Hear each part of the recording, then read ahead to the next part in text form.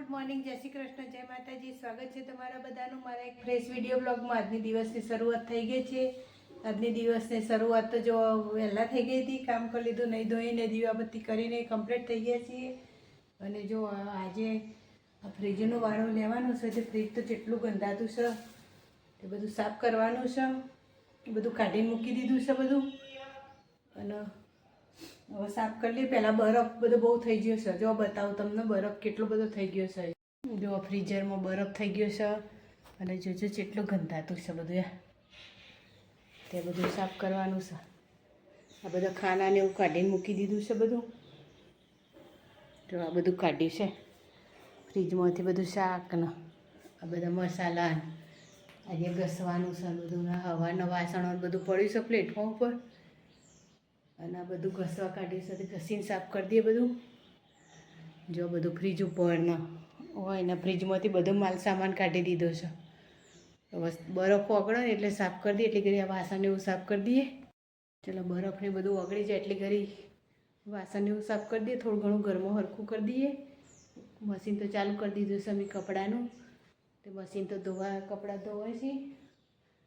અને બરફને એવું ઓગળે છે એટલે ઘડી વાસણને એવું ઘસી કાઢીએ. કચરો વાળી દઈએ, ચોક વાળી દઈએ, ચોક ધોઈ કાઢીએ. એવું બધું કરી અને પછી ફ્રીજ સાફ કરી દઈએ. પછી છેલ્લે પોતું કરીએ એટલે ચોખ્ખું થઈ જાય ને. અમારા ફ્રીજની રસોડાની હાલત બતાવું તમને. જોજે ઓય પડ્યું છે. જો આ બધો ખાનો સાફ કર્યો આબુથી ઘસીને. કારણ કે વઘાર ઉડે ને એટલે પાછળ બહુ એ હોય છે. વઘાર ઉડીને સાફ થાય ને, કારણ કે ફ્રીજ પડ્યું હોય એટલે ત્યાં બધું સાફ કર્યું. વઘાર બધું જોજો કેટલું આમ ગંધાતું વઘાર ઉડીને એવું હતું ને અહીંયા. તો અહીં જો હવે સાફ કરી દીધું બધું. તો અહીંયા અમુક તો અહીંયા તો નહીં જતું ગમે એટલું એ કરીએ ને તો એટલે આ બધું સાફ કર્યું. હજી તો ફ્રીજ તો સાફ કરવાનું બાકી છે. અહીંયા નહીં જતું. અહીંયા ગમે એટલું ઘસીએ ને તો એ કલર ઉખડશે પણ જતું નહીં. અને આ બધું સાફ કર્યું. એ બધાએ વઘાર ઉડીને એવું થયું. ફ્રીજ પડી હતું તે. અને તમને હજુ તો ફ્રીજ તો બાકી છે સાફ કરવાનું. જો હજુ તો ફ્રીજ તો બાકી છે. બધું ખાલી તો કરી દીધું. વાસણ તો ઘસી કાઢ્યા. પણ જો હે રસોડાની હાલત તો જો અંત વસ્તુ પડીએ બધી. તો કેવું પડ્યું છે બધું મારા રસોડામાં.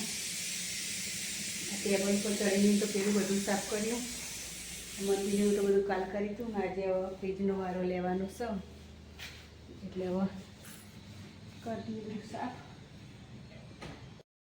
ફ્રીજ સાફ કરી દીધું મસ્ત.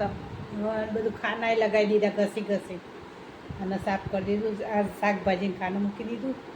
અને હવે ધીરે ધીરે બધું ગોઠવી દઈએ. બધું જો ચેવું પડ્યું છે.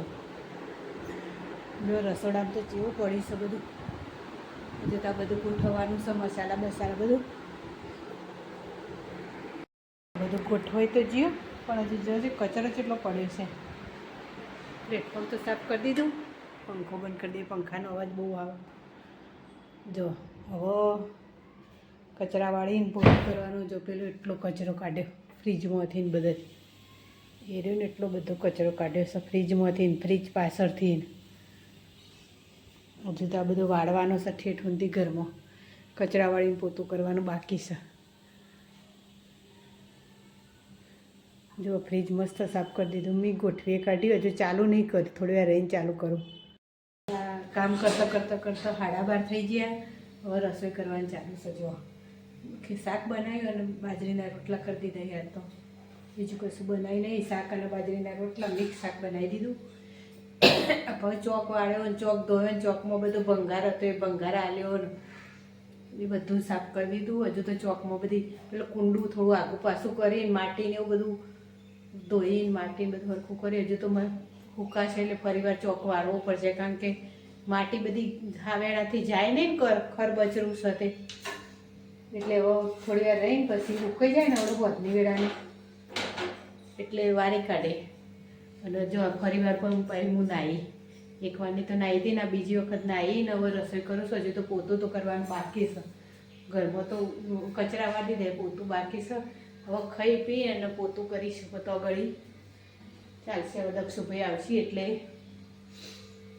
ખાઈ લઈએ હું દક્ષું બે, પછી એને પપ્પા આવશે તો એને પપ્પાને બે ગમે તે ખાઈ લઈશું.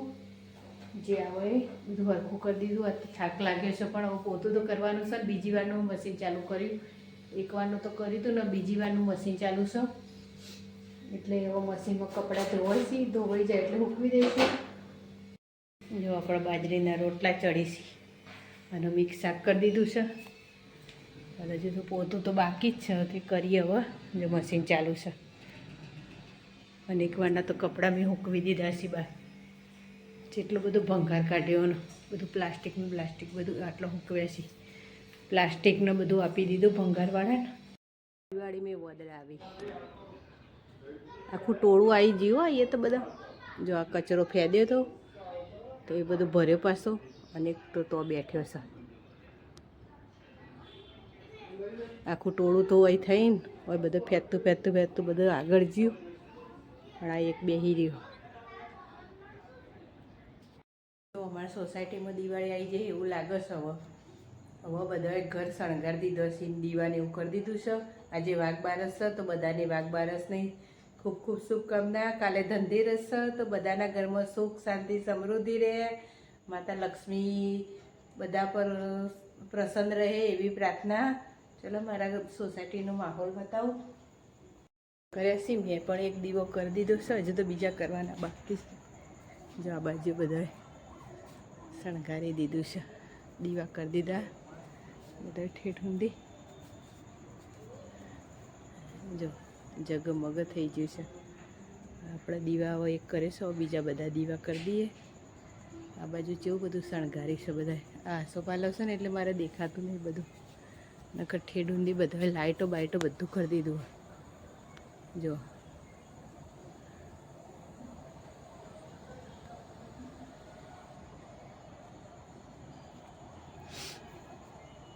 બાજુવાળાએ કેટલા બધા દીવા કર્યા છે ઠેઠ ઊંધી.